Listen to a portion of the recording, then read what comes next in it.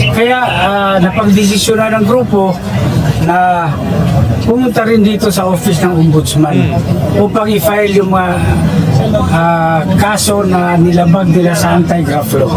Tinanong naman si Congressman Alvarez kung bakit walang isinamang senador sa reklamong inihali Yun. nila, Oh. gayong pirmado ng mga senador at kongresista ang BICAM report.